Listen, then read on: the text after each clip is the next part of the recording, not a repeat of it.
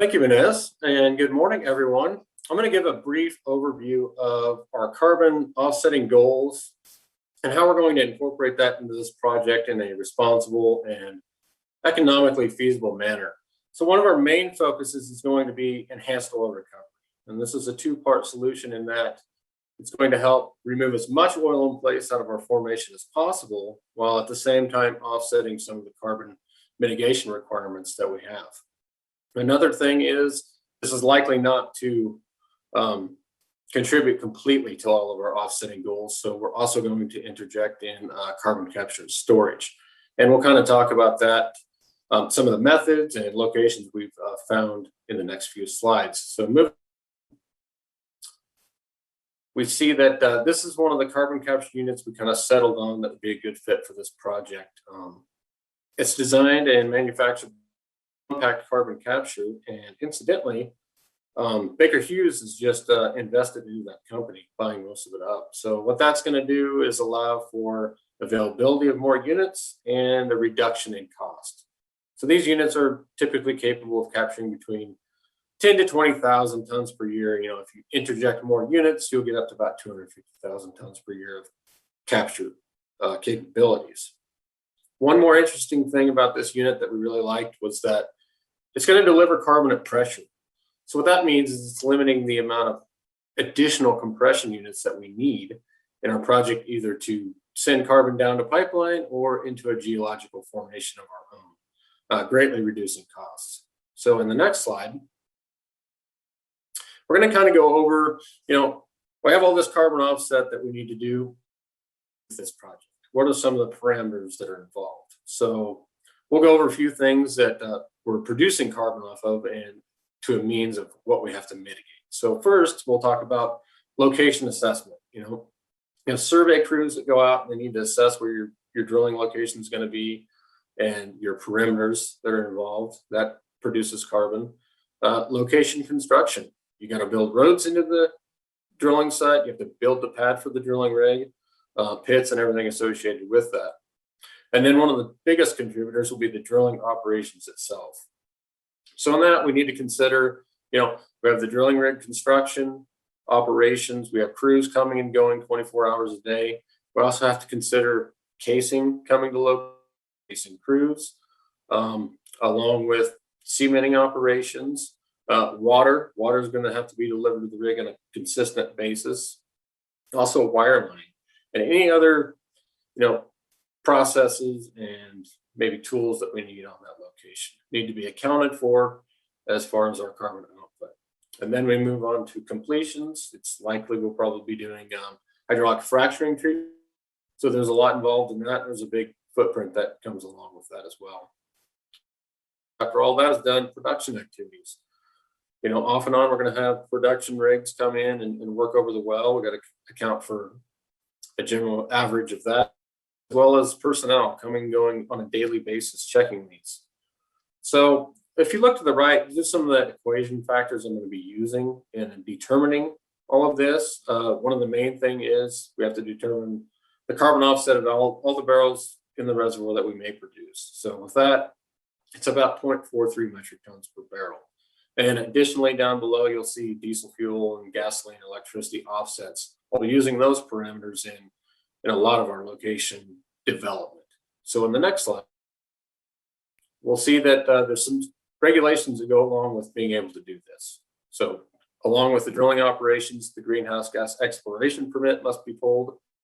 And then for CCUS, we also have to have a greenhouse gas injection and storage license.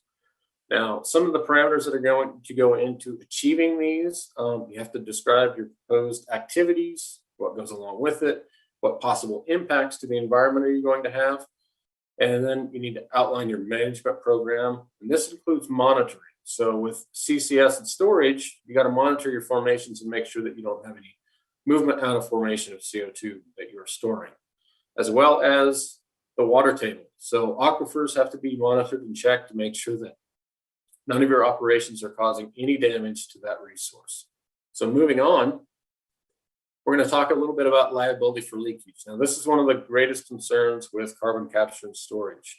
We're storing into a formation, we think it's good, what happens, it goes to leaking. It can cause some severe problems for the project. So some of the things that may happen if we do have leakage, they can suspend and cease injection, cancel your titles, and require you to provide remediation. Now, if you cannot do that or fail to do that, costs incurred by the state in taking care of these problems will be charged directly to the company involved. Moving on. So I wanted to give a quick overview of kind of the infrastructure network that we're dealing with for possibilities. This map here kind of gives you a good idea of the pipeline network in the area. From our basin, or our part of the basin, to the Mamba project, and then down to the bottom on the coastline is the Ottaway project. Now, this project's been going on for quite a while, and it's a proven success.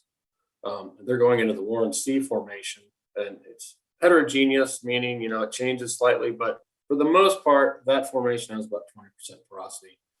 And they monitor that with the Nylar 1 well. So it's a proven success for carbon capture and storage. But we're really interested in that Mamba project. And if we go on to the next slide, we'll talk a lot more in depth on that. So right here, you can see on the map that Mamba project is really close proximity to where our location is. In fact, it's only 45 miles away. So that's a big bonus for mitigation on pipeline expenses and the like. So far, this project has successfully injected their 100 tons of CO2 into formation, passed all the regulations there. It has a potential of 20 million tons of carbon per year. So far, they have moved in the final investment stage on this project, and they're ready for implementation in like 2024. It's going to be online. Right now, they're working through some carbon credit issues with Australia to make it a little more feasible, because currently carbon credits are trading around $20.11. Cost abatement for the Mamba project is about $30 per ton of CO2. So it's a little out of balance. They're working that through. It sounds like the deal's done. And we reached out to Santos to see what the possibility of us getting into the facility and what kind of fees were associated with that. They kind of basically told me about, their plan to 2024, but nothing along fees yet. So they're still in that process. But one thing I wanted to mention was that Caroline well. It's not really in our area, but it's a good look into the storage capability of carbon in that basin. We're part of the basin, but they drilled this thing in 1968.